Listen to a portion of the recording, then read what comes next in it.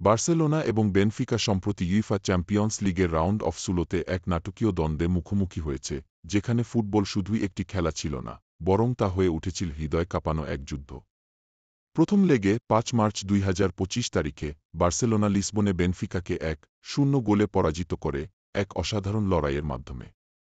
ম্যাচের ২২তম মিনিটে বার্সেলোনার তরুণ প্রতিভা পাও কুবার্সি লাল কার্ড দেখে মাঠ ছাড়তে বাধ্য হন, যা মুহূর্তের মধ্যে পুরো দলকে এক কঠিন পরীক্ষার মুখোমুখি দাঁড় করিয়ে দেয়। কিন্তু এই দল তো বার্সেলোনা, হার মানা তাদের অভিধানে নেই। ১০ জনের দল নিয়েও তারা পিছু হটেনি, বরং আরও সংকল্প নিয়ে লড়াই চালিয়ে যায়।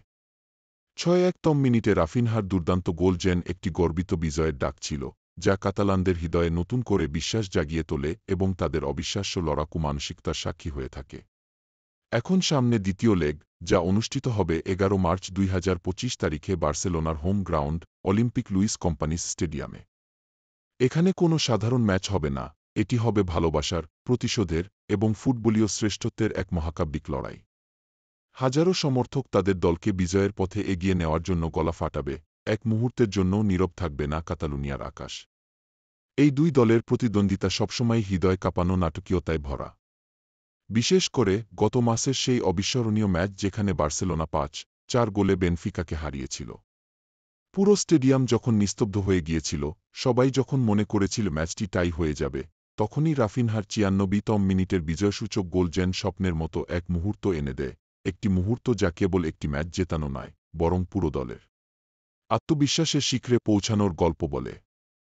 সেই গোলটি ছিল বার্সেলোনার অদম্য স্পিরিটের প্রতিচ্ছবি, যা ইতিহাসের পাতায় স্বর্ণাক্ষরে লেখা থাকবে।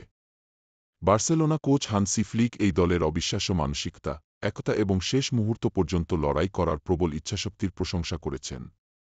তার মতে এই দল কখনো পিছু হটে না, বরং প্রতিকূলতার মধ্যেই নিজেদের প্রকৃত শক্তি খুঁজে পায়, বারবার নিজেদের প্রমাণ করে।